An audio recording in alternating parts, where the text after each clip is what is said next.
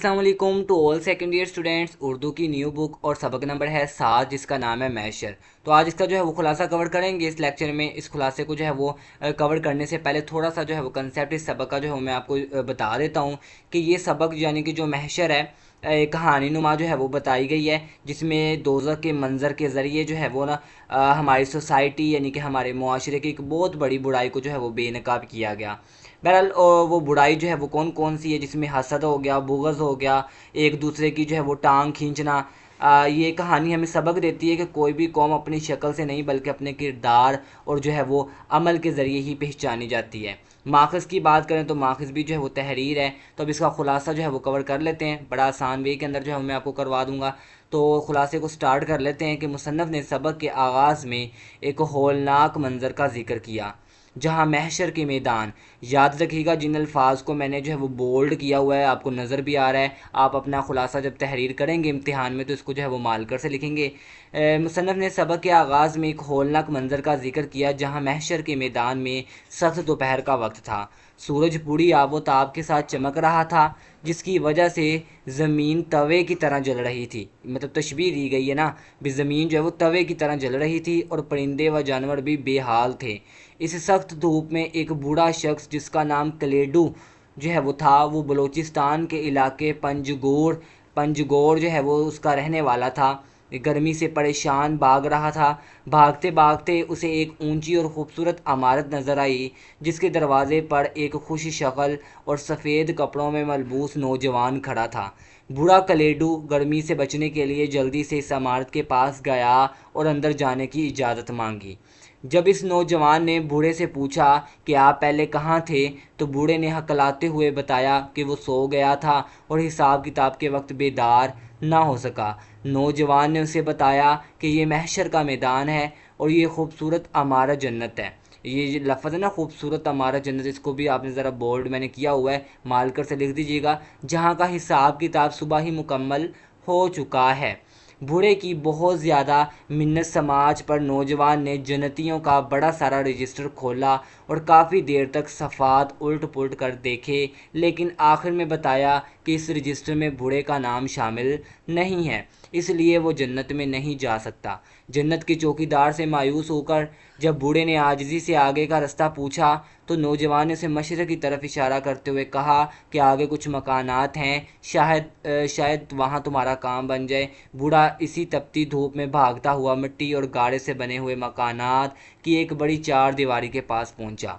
वहाँ दरवाजे पर बिल्कुल पहले जैसा नौजवान ही और एक और चौकीदार खड़ा था। जो पहला नौजवान जिसने बताया कि भी आगे चले जाएं मशरक़ की तरफ, बिल्कुल उस जैसा ही था। तो बूढ़े ने उसके सामने भी अपनी फरियाद रखी कि वो सुबह हिसाब के वक्त सो गया और इसलिए उसका नाम अपने रजिस्टर में देख लिया जाए। भी आप अपने रजिस्टर में जो है उसका नाम देख लें है या नहीं। तो जब नौजवान ने उसका नाम पूछा तो बूढ़े ने बताया कि उसका नाम कलेडू और बाप का नाम जो है वो टहलू है। तो लेकिन नौजवान ने रजिस्टर में नाम ढूंढते हुए गलती से उसे कलीर वल्द तमसलू जो है वो तमसलू पुकारा। बूढ़े ने फ़ौरन अपना और अपने बाप का नाम दोबारा दुरुस्त करवाया। नौजवान ने दोनों नामों के इस फ़र्क पर परेशान और बेजार होकर कहा कि यहाँ भी तुम्हारा नाम नहीं है। उसने गुस्से से बताया कि इस जगह को आराफ कहते हैं, जहाँ वो लोग चंद साल गुजारते हैं जिन्हें बाद में जन्नत में जाना होता है। ये कहकर चौकीदार ने बूढ़े को वहाँ से भी जाने का कह दिया। अब बूढ़ा कलेडू बिल्कुल मायूस और बेबस होकर मज़ीद आगे मशरिक़ की तरफ चलने लगा। कुछ दूर जाने के बाद उसे आग के बुलंद और बदलते हुए शोले दिखाई दिए। वहाँ उसकी मुलाकात एक इंतहाई बदशक्ल, ये लफ्ज़ भी ज़रा जो है मैंने बोल्ड किया है, बदशक्ल और खौफनाक काले शख्स से हुई, जिसकी नाक हाथी जैसी थी, आंखें पेशानी पर थीं और हाथ में एक मोटा सा जला हुआ सांड सा था। जब बूढ़े ने उससे अपने नाम का रजिस्टर देखने की इल्तिजा की तो उस काले शख्स ने बताया कि यहाँ कोई रजिस्टर या दफ्तरी निज़ाम नहीं होता। ये दोज़ख है और यहाँ सिर्फ वो लोग लाए जाते हैं जिनके गुनाह उनके सवाब से ज़्यादा होते हैं। यहाँ फरिश्ते गुनाहगारों को लाकर आग से बड़े कुओं में फेंक देते हैं।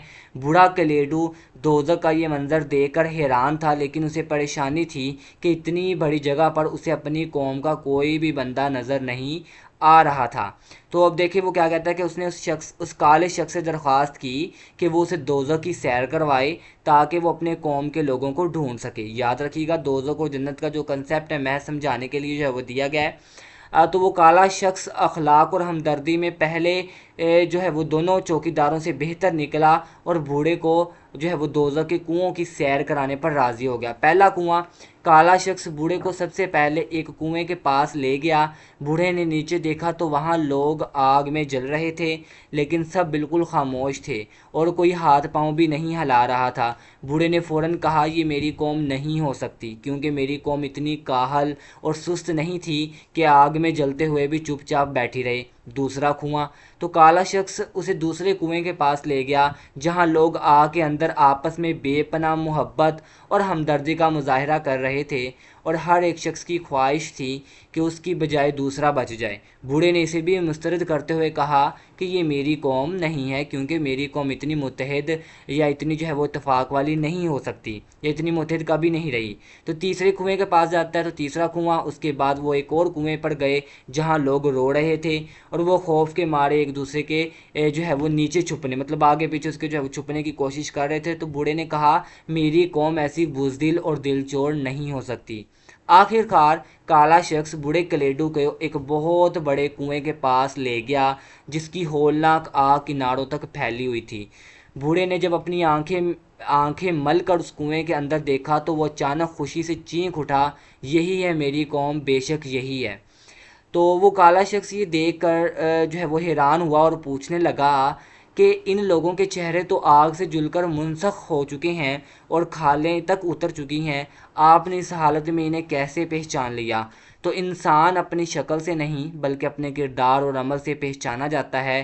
اسی کنویں کو غور سے دیکھو، اس میں جب بھی کوئی شخص آگ کی تکلیف سے تنگ آ کر اوپر چڑھتا ہے اور وہ کنویں کے کنارے تک پہنچ کر باہر نکلنے کی کوشش کرتا ہے تو نیچے موجود اس کی اپنی ہی قوم کے باقی لوگ اس کی ٹانگیں پکڑ کر اسے دوبارہ نیچے آگ میں کھینچ لیتے ہیں تاکہ وہ باہر نہ نکل سکے۔ یہ حسد، بغض اور ایک دوسرے کی ٹانگ کھینچنے کا کردار دنیا میں صرف اور صرف میری ہی قوم کا ہو سکتا ہے۔ مصنف نے اس سبق کے ذریعے معاشرے کے اس تلخ سچ کو بے نقاب کیا کہ جب کوئی قوم آپس میں اتحاد کھو دیتی ہے اس میں حسد کی بیماری پیدا ہوتی ہے، تو وہ ترقی کرنے کی بجائے ایک دوسرے کو نیچا دکھانے میں لگ جاتی ہے۔ یہ حسد انسان کو دنیا میں بھی ذلیل کرتا ہے اور آخرت میں بھی اس کا انجام دوزخ کا کنواں بنتا ہے۔ تو بہرحال یہ سبق کا خلاصہ تھا جو میں نے آپ کو آسان ترین وے کے اندر جو ہے وہ پڑھ کے سنا بھی دیا۔ اور اس کے ماخذ کی بات کریں تو بلوچی ادب جو ہے وہ اس کا ماخذ ہے، جس کا ترجمہ ازغنی پرواز، یہ جو ہے اس نے ترجمہ کیا ہے اس کا۔ تو یہ سارے کا سارا خلاصہ آئی ہوپ سو کہ آپ کو جو ہے وہ سمجھ آ گیا ہوگا۔ سو یہ لیکچر کی ویڈیو آپ کو اچھی لگی ہوگی تو ویڈیو کو شیئر آگے ضرور کر دیجیے گا۔ اس طریقے کی مزید انفارمیٹیو ویڈیوز آپ کو ہمارے یوٹیوب چینل پر ملتی رہیں گی، سو سبسکرائب کرنا مت بھولیے گا۔ ملتے ہیں پھر نیکسٹ لیکچر میں، تب تک اپنا خیال رکھیے گا۔ اللہ حافظ۔